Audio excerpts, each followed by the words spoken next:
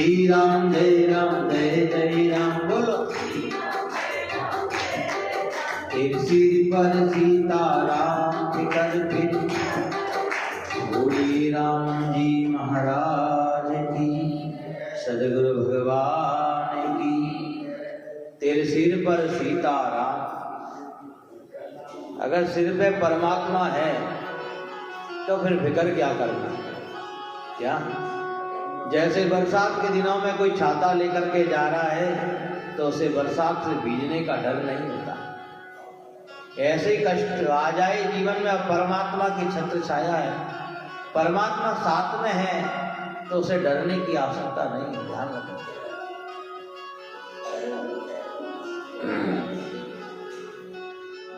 पुनः एक बार आज का प्रसंग प्रारंभ करें। हम हमारे मन बुद्धि चित्त को परमात्मा के चरणों में अर्पण करें और वापस सुधरे हुए मन से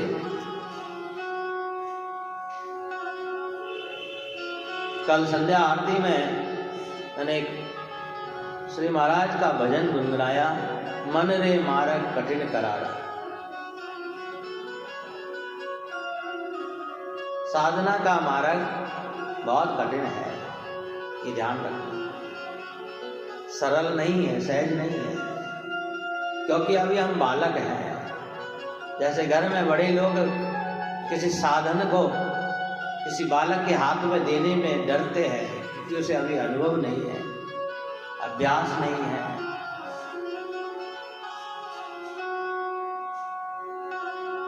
मन रे मार्ग, कौन सा मार्ग? परमात्मा की तरफ बढ़ने का मार्ग।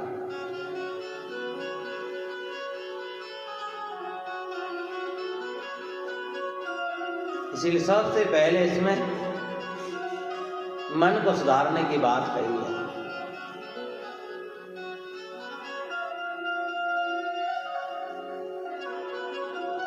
और आदरणीय गोस्वामी जी महाराज आगे जब वर्णन करते हैं,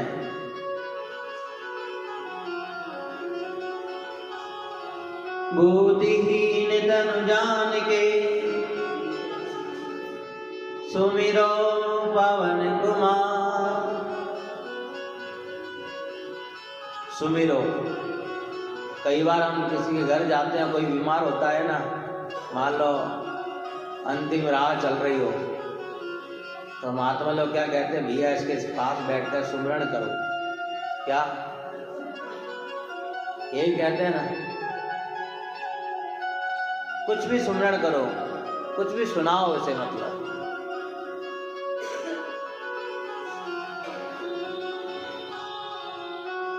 सुमिरो। सु माने अच्छा, क्या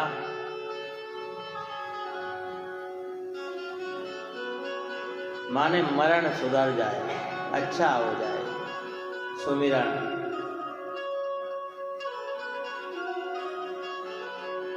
बुद्धिहीन तनु जान के, बुद्धि बिगड़ी हुई है, संसार में लिप्त है,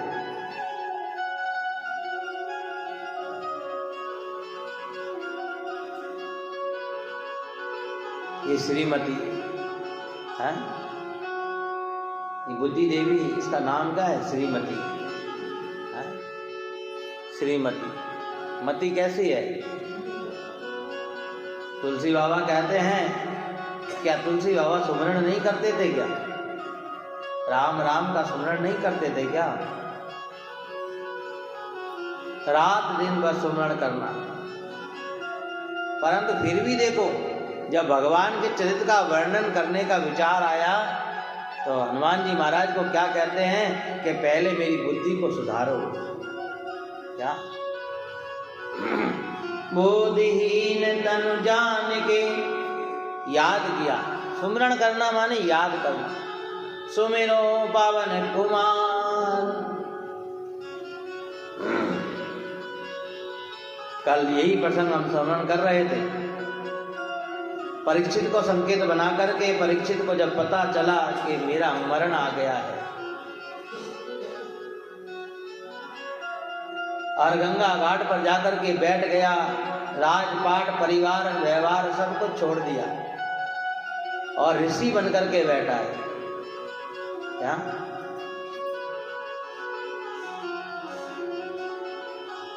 शरीर से तो छोड़ा ही छोड़ा, पर मन से भी छोड़ दिया सब कुछ। क्या और सब कुछ छोड़ करके जब परीक्षित जब अपने घर से निकला, राजभवन से निकला और गंगा घाट पर जाकर के बैठा, तो बड़े बड़े योग ऋषियों को पता चला।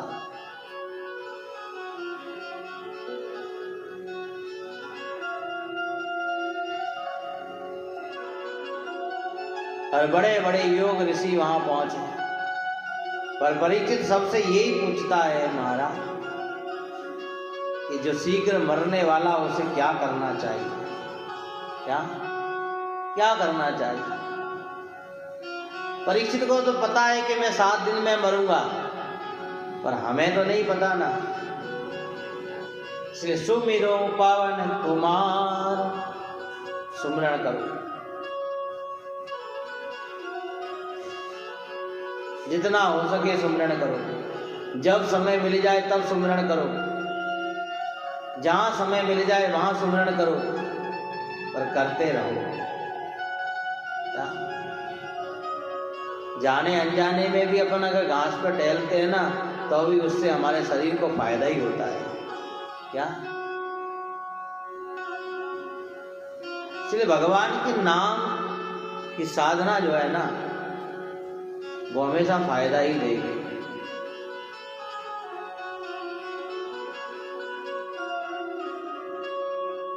सबसे एक ही बात पूछता है परीक्षित कि हे मुनिवर, जो शीघ्र मरने वाला हो उसे क्या करना चाहिए? कोई कुछ बताता है, कोई कुछ बताता है, परंतु जब तक कोई दुनिया में साधन बहुत से हैं, नाना प्रकार के साधन हैं, पर बुद्धि जो परमात्मा में लग जाए वही साधन उत्तम है। वेद, पुराण, शास्त्र, इन सब के श्रवण करने से भी बुद्धि मन, ये बुद्धि परमात्मा में नहीं लगती है। जैसे कि आपने पानी लेकर के, वाटर लेकर के फ्रिज के अंदर आइस बॉक्स में लगाया, परंतु वापस अगर बाहर निकाल लिया तो वो आइस रहेगी क्या? वापस पिघल जाएगी, पानी हो जाएगा। ऐसे ही ये मन आपने भजन सुमरण में लगाया, सत्संग में लगाया, और इससे हटकर के वापस संसार में गया, तो वो जैसे आइस थी वैसे ही पानी का पानी वापस हो जाएगा। इससे लगी रहे। इसीलिए यहाँ का बोधहीन तन जान के सुमिरो सुमिरो सुमिरो सुमिरो, करते रहो।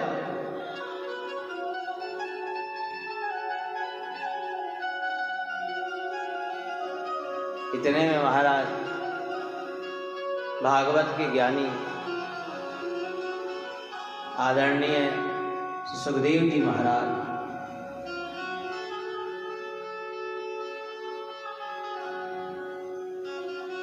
और वहां आए,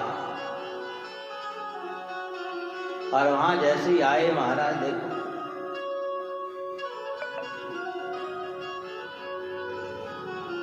जो राजा परीक्षित की बुद्धि बिगड़ गई थी ना, उस बुद्धि को सुधारा।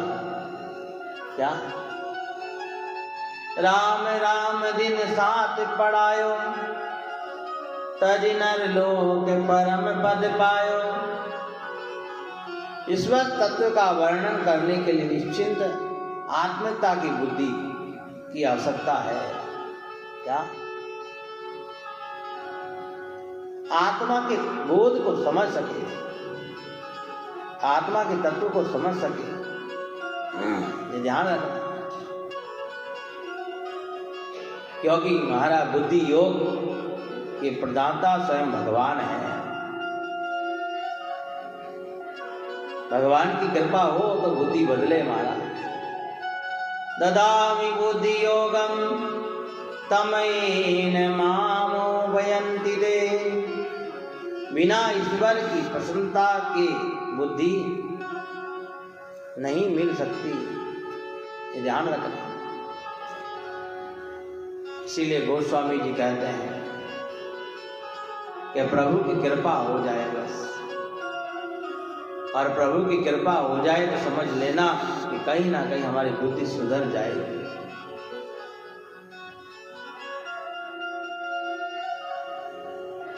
इसलिए बार बार भगवान के नाम का सुमरण करते रहे। श्री राम जय राम जय जय राम, श्री राम जय राम जय जय, श्री राम जय राम जय जय राम, श्री राम जय राम, श्री राम जय राम जय जय राम, श्री राम जय राम जय जय राम, श्री राम जय राम जय जय राम, श्री राम जय राम जय जय राम, श्री राम जय राम जय जय राम, श्री राम जय राम जय जय राम, श्री राम जय राम जय जय राम, श्री राम जय राम जय जय राम, श्री राम जय राम जय जय राम, श्री राम जय राम जय जय राम, श्री राम जय राम जय जय राम, श्री राम जय राम जय जय राम, श्री राम जय, श्री राम जय राम जय जय राम, श्री राम जय राम जय जय राम, श्री राम जय राम जय जय राम, श्री राम जय राम जय जय राम, श्री राम जय राम जय जय राम, श्री राम जय राम जय जय राम, श्री राम जय राम जय जय राम, श्री राम जय राम जय जय राम, श्री राम जय राम जय जय राम, श्री राम जय राम जय जय राम, श्री राम जय राम। बोलिए राम जी महाराज की। और जैसे ही महाराज सुखदेव जी महाराज वहां आके बैठे, संतों की पूजा अर्चना करके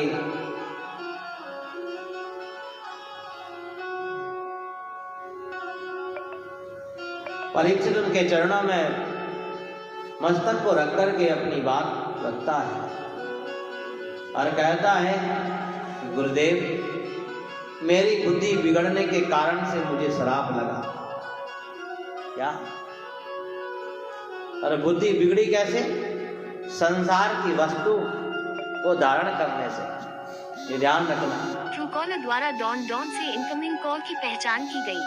और संसार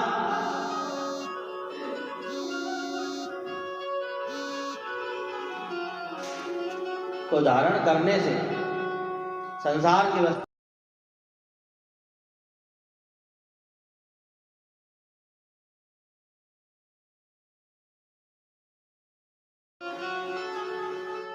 सुमरण करते रहो। ऐसे कई प्रसंग कथाओं के माध्यम से सुनने को मिलते हैं कि बुद्धि बिगड़ने के कारण से जीवन में दुख ही दुख प्राप्त हुआ है। और याद कर रहे थे, बार बार सुमरण कर रहे थे, और हनुमान जी महाराज प्रसन्न हो गए और कहने लगे, मांगो क्या चाहिए, क्या चाहिए? तो तुलसी बाबा ने कहा, बल बुद्धि विद्या देहु मोहि। क्या मांगा? बल बुद्धि और विद्या। अब यहाँ पर बुद्धि फिर मांगी, और पहले कह रहे हैं बुद्धिहीन तन जान के, है? बल मांगा। 5 प्रकार का बल बताया गया है संसार में, परंतु महाराज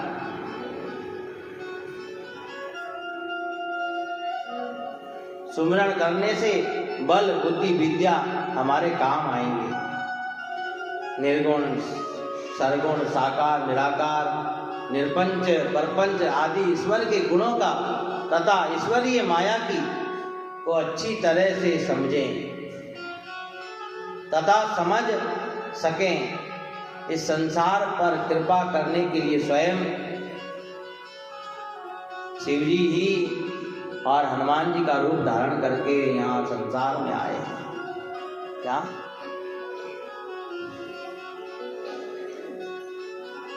और शिव को क्या कहा गया? ज्ञान का अष्टदाता, ज्ञान के देवता, इसलिए उन्हें कल्याण भगवान कहते हैं। क्या जीव के जीवन में जब ज्ञान आ जाता है ना, तभी तो उसका कल्याण होता है। एक बार की बात है कि त्रिलोकीनाथ धरती पर जब जाने लगे तो भगवान शिव को कहा कि हम धरती पर जा रहे हैं तो आप हमारे साथ चलेंगे, और चलेंगे तो आप वहाँ क्या करेंगे? कि आप कहो क्या करना है, कि हमारी सहायता के लिए चलना है तो चलो चलते हैं। अब शिव जी तो ठहरे साधु स्वरूप में, अब साधु को साथ में लेकर के जाओगे और साधु से सेवा कराओगे तो लोग क्या कहेंगे? बताओ, शिव का स्वरूप कैसा है? साधु जैसा है, सन्यासी जैसा है।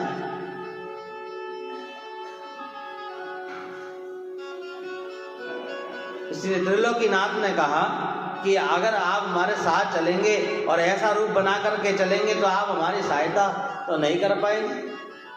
इसलिए शिव ने अपना ये रूप त्याग करके और रुद्र रूप धारण किया, 11वां रुद्र से हनुमान जी महाराज तो साधु नहीं सेवक बन करके आए। और रुद्र माने संसार में जो भयंकर कष्ट है, जिनसे प्राणी पीड़ित है, अद्रा माने विनाश करने वाला, उन कष्टों को मिटाने वाला। इसीलिए तो कहते हैं ना, संकट कटे मिटे सब पीड़ा, इसलिए 11वें रुद्र हैं। संकट कटे, साधारण से साधारण व्यक्ति भी ये बात जानता है कि हनुमान जी महाराज के पास जाने से संकट कटे मिटे सब पीरा, जो सुमिरे हनुमत बलबीरा। इसलिए यहाँ सेवक बन करके आए, सेवा करने। और तुलसी बाबा ने कह दिया कि बस मेरी बुद्धि को अच्छा कर दो, और बुद्धि, अच्छी बुद्धि ही परमात्मा के नाम का सुमरण कर पाती है।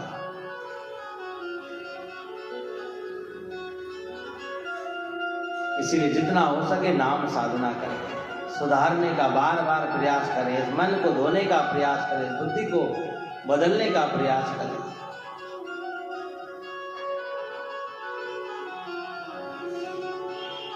भागवत में एक बहुत सुंदर प्रसंग आता है। एक समय की बात है, कई लोग सुमरण भी करते हैं। देखो, सत्संग में जो बातें होती है ना, वो सबके लिए नहीं होती, ध्यान रखना। क्या? जिनका ध्यान स्थिर नहीं है उनके लिए हैं कई बातें। क्या?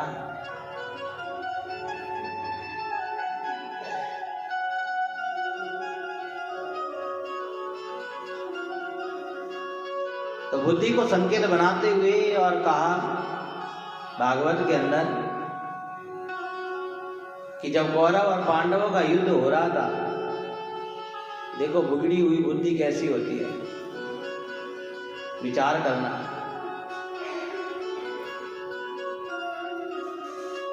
कौरवों में बड़े बड़े धुरंधर, चाहे भीष्म पितामह कहो, चाहे द्रोणाचार्य कहो, चाहे कृपाचार्य कहो, ये क्या ज्ञानी नहीं है क्या? बताओ, सब ज्ञानी है। क्या क्या ये नहीं जानते कि हम असत्य के साथ दे रहे हैं? पर विनाश काले विपरीत बुद्धि, जब जीव का विनाश आता है ना, तब बुद्धि भी विपरीत दिशा में चलने लगती है। भीष्म पितामह स्वयं कौरवों की तरफ से युद्ध करते हैं, खूब बाणों की बौछार करते हैं, पर भीष्म पितामह की बाणों से कोई मरता नहीं है।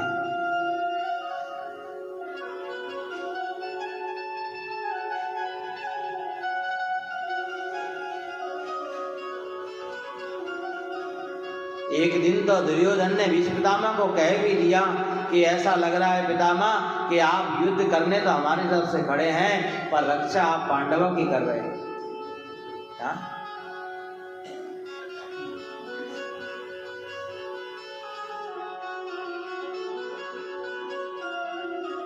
इसीलिए तुलसी बाबा कहते हैं, ये नहीं है कि हम सत्संग में बैठे हैं सबकी बुद्धि सही है। क्या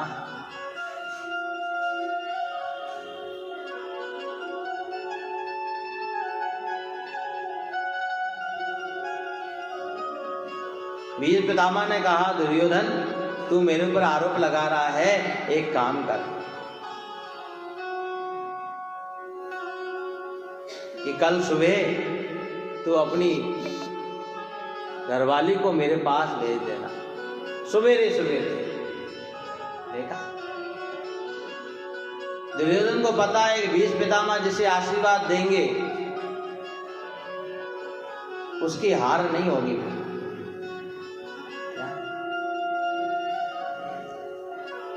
लोग बस दुर्योधन ने सुबह सवेरे अपनी पत्नी को और भीष्म पितामह के पास भेज दिया, और सुबह ही सुबह उठ करके जब वो जा रही थी तो महाराज रास्ते में भगवान ने रोक लिया,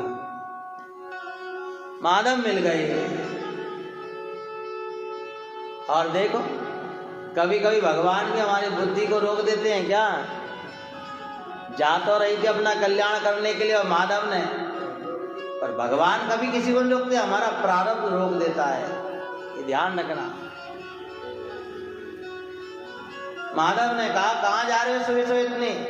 अरे महाराज 9 बज गए, अब तो सत्संग में जाने दो है, पर रास्ते में कोई ना कोई मिल ही जाता है। अरे 2 मिनट रुको ना साहब है। और दुर्योधन की पत्नी रुक गई और माधव की बात सुनी। अरे भीष्म पितामह कहीं भागे जा रहे हैं क्या, इतनी सुबह सुबह जा रहे हो? आशीर्वाद लेना कभी भी ले लेना, अभी तो पूजा पाठ ध्यान सुमन साधना कर रहे होंगे, इतनी सुबह सुबह किसी को परेशान करना अच्छी बात है क्या?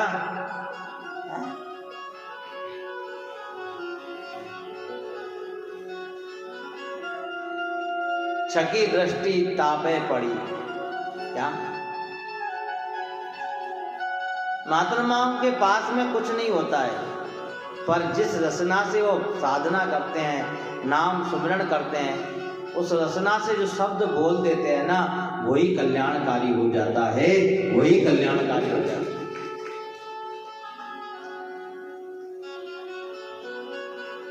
माधव ने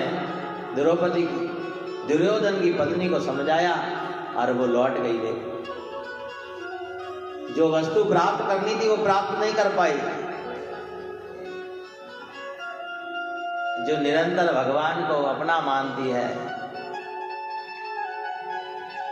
क्या इसीलिए भगवान को अपना मानो, और भगवान को अपना मानोगे ना तो शायद भगवान कृपा करे। आज भगवान की कृपा और द्रौपदी पे हुई, और जैसे ही द्रौपदी पे हुई, महाराज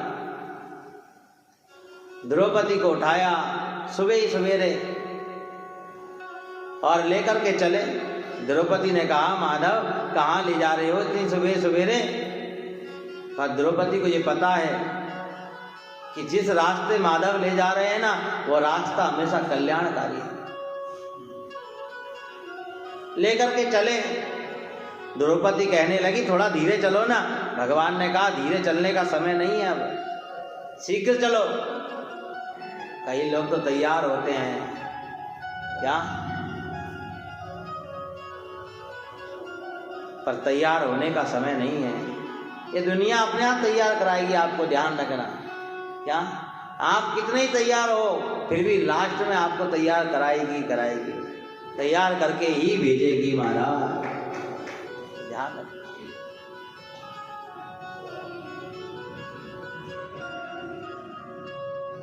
द्रौपदी तेज नहीं चल पा रही थी। महाराज ने कहा, हुआ क्या, क्यों नहीं चल पा रही है? पैरों में देखा है, हाथ में लेकर के और अपने कांध में दबा लिए।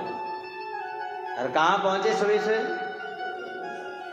भीष्म पितामह के शिविर में, और भगवान ने कह दिया चुप, कृपा चाहिए तो बोलना नहीं। बस कई लोग बोलते हैं क्या, बड़ों के सामने, महापुरुषों के सामने चुप, बिल्कुल मौन धारण कर लो बस, फिर देखो आपको कृपा नहीं मिले तब कहना। चुपचाप जाकर के और महाराज द्रौपदी बैठ गए। भीष्म पितामह ने साधना से उठ करके आहट सुनी। भीष्म पितामह को नहीं पता, अंधेरा था ना, सुबह सवेरे उजाला तो है नहीं। आहट सुन करके अखंड सौभाग्यवती भव आशीर्वाद दे दिया। क्या आशीर्वाद मिला? इसलिए कहता हूं सुबह सुबह बड़ों का आशीर्वाद लिया करो। क्या मंदिर जाते हो, सब कुछ करते हो, परंतु घर में आप बड़ों का मन सुखी नहीं करते हो ना, तो कोई मतलब नहीं है, ये भी ध्यान रखना। क्या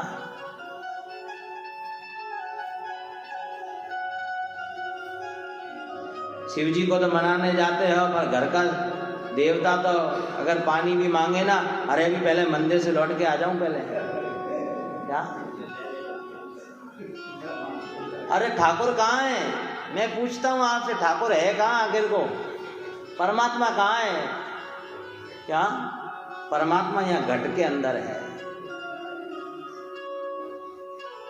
जिन पाया तिन घट ही में पाया, स्वामी रामचंद्र जी महाराज फरमाते हैं। क्या जिन पाया जिन घट ही में पाया, बाहिर फिर जन्म गवाया। बाहर कभी परमात्मा मिला ही नहीं है, जिनको भी मिला ना महाराज उनको अंदर ही मिला है। इसलिए अंदर खोजने का प्रयास करो, आज नहीं तो कल, कल नहीं तो परसों वो गोविंद मिलेगा।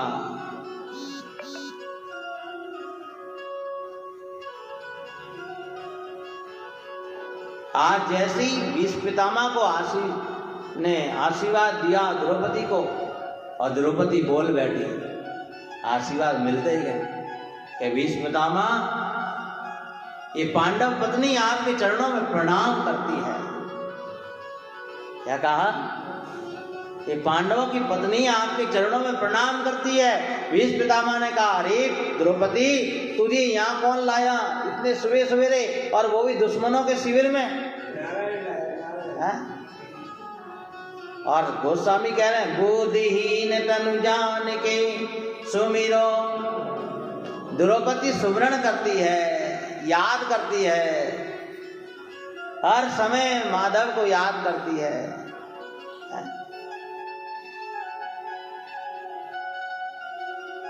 कलयुग में एक देवी हुई जिसका नाम है मीरा। ऐसी लागी लगन, जो भजन करते हैं ना, ये लगन शब्द उनके लिए है। लगन लग जाती है बस, फिर कोई कुछ नहीं, इधर उधर कुछ नहीं, बस मन केवल उस लगन में लगा हुआ है। क्या? और जिनकी लगन लगी ही नहीं है वो महाराज, ऐसी लागी लगन मीरा हो गई मगन।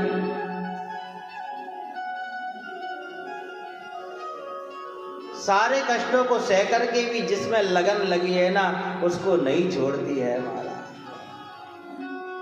भीष्म पितामह ने कहा, द्रौपदी तुझे लाया कौन यहाँ पर, जल्दी बता फटाफट से। द्रौपदी ने कहा, जिसको मैं याद करती हूँ वही लेकर के आया है। हाँ, वो मेरा सखा। क्या? द्रौपदी कौन है? सखी है भगवान की। क्या? सखा कौन है? माधव है। बनाओ परमात्मा को सखा। क्या? जिस इष्ट का आप सुमरण करते हैं उसे सखा बनाओ, कहो अपने दिल की बात। क्या? आप अपने मित्र को कह देते हो ना, संकोच नहीं करते हो, ऐसे ही परमात्मा को कहो, हर बात कहो परमात्मा को। पर अच्छी अच्छी बात तो कह देते हो, जो गलत करते हो वो कहते हो क्या? हाँ? कोई अच्छा कार्य करता है ना, फट माइक में लेकर के कह देगा कि मैंने ये काम किया, और कोई बुरा काम करता है तो एक बार हिम्मत तो करो क्या? महाराज द्रौपदी ने कहा मेरे साथ ही आए हैं, बाहर खड़े हैं, वो काला काला कालिया, वो कृष्ण। आहा, आज भीष्म पितामह की साधना सिद्ध हो गई क्या? आज प्रभु स्वयं आए हैं, आप कहो तो बुलाऊं? नहीं नहीं नहीं। भीष्म पितामह ने कहा कि अब भी मैं परमात्मा को यहाँ अंदर बुलाऊं अच्छी बात नहीं है, अब तो मैं खुद चला जाऊं क्या? भीष्म पितामह बाहर निकल करके आए, माधव के चरणों में प्रणाम किया। हे गोविंद, आज तक मेरी बुद्धि संसार में लगी हुई थी, पर आज लगता है कि मेरी बुद्धि आप में लगी है। जिसकी बुद्धि परमात्मा में लग जाएगी ना, उसी को परमात्मा दर्शन देने आएगा, ये ध्यान रखना क्या? आज कल्याण का काम किया, आज पांडवों की रक्षा आशीर्वाद से की है, और भीष्म पितामह के मुख से निकला हुआ वचन कभी खाली नहीं जा सकता।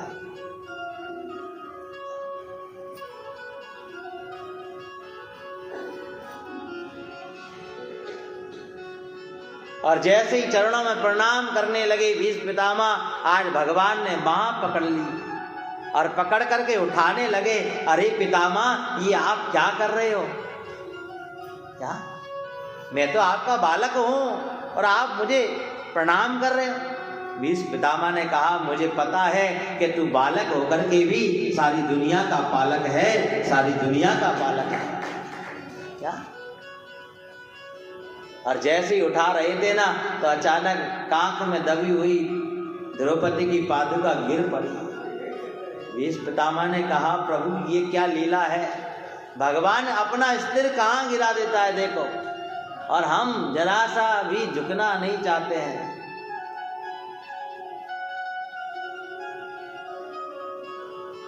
इसीलिए पितामह ने कहा प्रभु, आप इस समय तो मेरी भजन साधना सुमरण की वेला में आप आए हैं, पर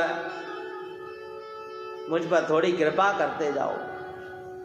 गोविंद ने कहा मांगो मांगो, आपने मेरे हित का काम किया है, आपने पांडवों को आशीर्वाद दिया कि पांडवों की विजय होगी। अब मैं तो चाहता ही यही हूं क्या? असत्य की तरफ खड़े होकर के भी आपने सत्य का साथ दिया है क्या? और भगवान किसकी तरफ है? जो सत्य की तरफ है। इसलिए मांगो क्या चाहिए? भीष्म पितामह ने कहा कि प्रभु, बस अंत समय आप दर्शन देने आ जाना, बस और कुछ नहीं चाहिए। अर्जुन के बाणों से भीष्म पितामह का शरीर छेदन किया गया, हजारों बाण और भीष्म पितामह के शरीर में लगे हैं। अनेक प्रकार की वेदना हो रही है, पर अंत समय बस गोविंद को याद कर रहे हैं। और भगवान आज अपना वादा निभाने के लिए आए हैं। इसीलिए बुद्धिहीन तनु जान के, अगर सुमरण करते हो, सुमरण के बाद में भगवान को कहो कि अंत समय ये सुमरण मेरा काम आए और मेरा प्रभु मेरे पास चला आए।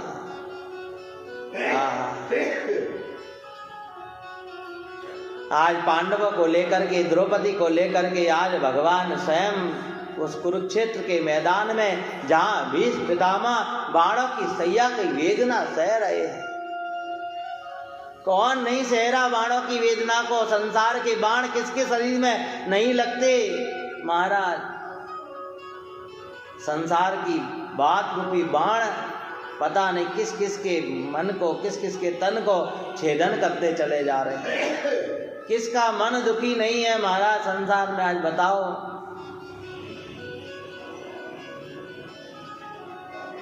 बाण की वेदना तो मिट जाएगी, पर वाणी की वेदना नहीं मिटती महाराज।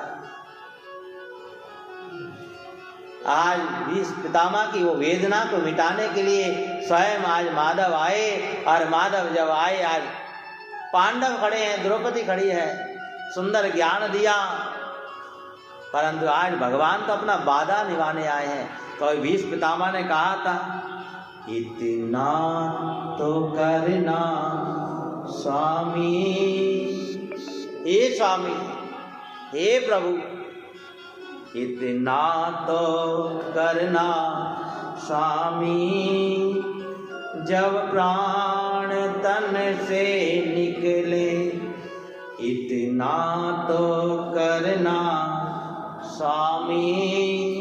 ये प्रार्थना रोज याद किया करो, रोज गाया करो, पता नहीं कब भगवान हमसे प्रसन्न हो जाए। इतना तो करना स्वामी, जब प्राण तन से निकले, जब प्राण तन से निकले। एक ना एक दिन तो प्राण निकलने ही है, इसीलिए भगवान को कहो, गाओ, महाराज हम तो मुक्ति धाम के पास में बैठे हैं, क्या प्राण निकले तो परिणाम अच्छा है। इसीलिए भीष्म पितामह ने माधव को कहा, इतना तो करना स्वामी, जब प्राण तन से निकले। गाओ, इतना तो करना स्वामी, जब प्राण तन से निकले। गोविंद नाम लेकर, गोविंद नाम लेकर, जब प्राण तन से निकले, तब प्राण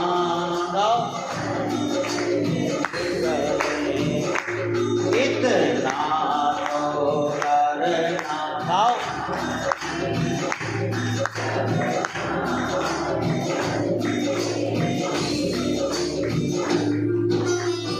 इसीलिए बारंबार भीष्म पितामह प्रार्थना करते हैं,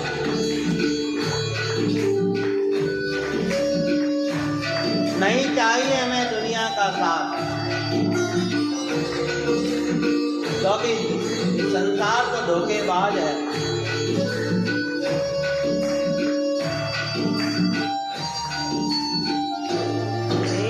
गंगा जी का तट हो, यमुना का बंसी बट हो, श्री गंगा जी का तट हो, यमुना का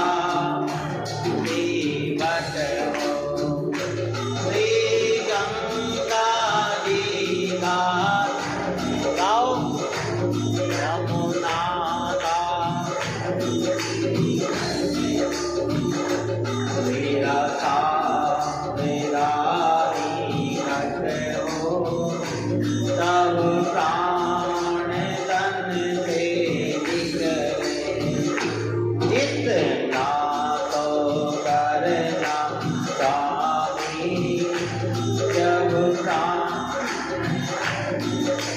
निकले। इतना तो करना स्वामी, जब प्राण तन से निकले। इतना तो करना स्वामी, जब प्राण तन से निकले। बोलिए कृष्ण कन्हैया लाल। इतना तो करना स्वामी, जब प्राण तन से निकले। आज भीष्म पितामह के प्राण तन में तो हैं, निकलने की चाहना भी रख रहे हैं, पर माधव नहीं आया। और जब भगवान आ गया तो कौन जीने की चाहना रखेगा। क्या? पर जाते जाते माधव ने पूछा, भीष्म पितामह कोई इच्छा है क्या? आखिरी इच्छा, कोई इच्छा है क्या? भीष्म पितामह ने कहा हाँ देखो, क्या? राम राय करज हमारी। लो, भजन में कहते हैं श्री महाराज कि एक अर्जी है। ऐसे ही भीष्म पितामह ने कहा माधव कि एक अर्जी है। कि क्या अर्जी है? कि हमारी एक कन्या है, उसका विवाह करना है। ओहो, जैसे ही ये शब्द सुना और सब लोग चौंक गए और कहने लगे अरे भीष्म पितामह की कन्या? कि हाँ। तो माधव ने कहा कि करना क्या है? कि उसका विवाह करना है। अच्छा, तो बताओ कन्या कैसी है? गोरी है, काली है, गुणवान है कि नहीं है? तब तुलसी बाबा कहते हैं बुद्धिहीन तन जान के। क्या? सुमरण कौन सी बुद्धि करेगी जो परमात्मा में लगी हुई है? क्या? इसलिए अच्छी बुद्धि को धारण करने का प्रयास करो, और जो बुद्धि भगवान को अर्पण हो जाएगी ना महाराज, वो परमात्मा के नाम का सुमरण करेगी ही करेगी। क्या?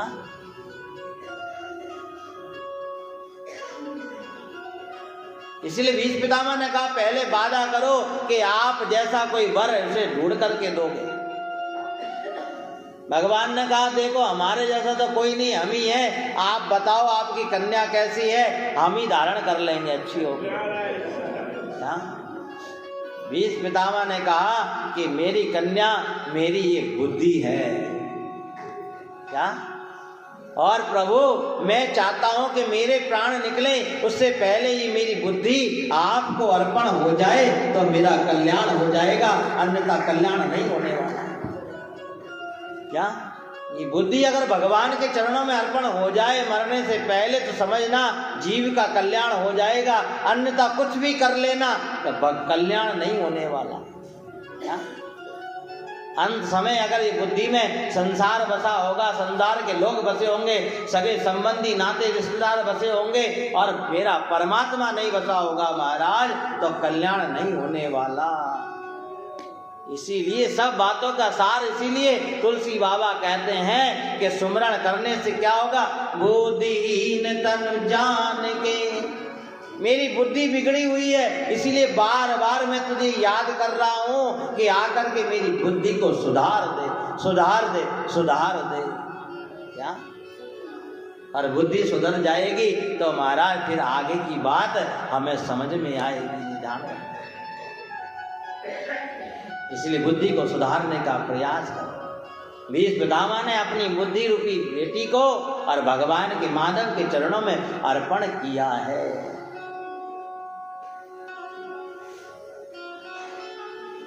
आगे तुलसी बाबा कहते हैं बल बुद्धि विद्या देव मोई।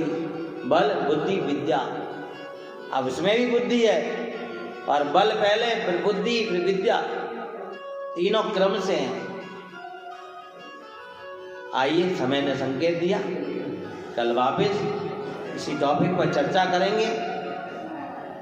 इसीलिए अरज तो कर दी, राम राय करज हमारी, राम चरण को दो भक्ति तुम्हारी। और यहां पर भी यही तुलसी बाबा अपने ढंग से लिखते हैं कि बुद्धिहीन तनु जान के सुमिरु पवन कुमार। दोनों लाइन का अर्थ एक ही है।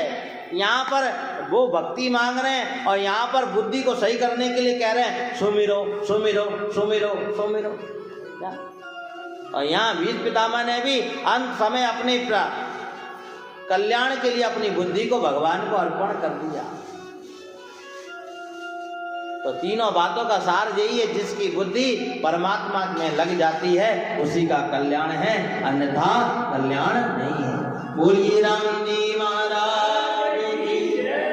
आज गुरुवार है और गुरुवार के दिन गुरुवाणी का पाठ, आइए फटाफट ले लीजिए, 2 मिनट रह गए हैं।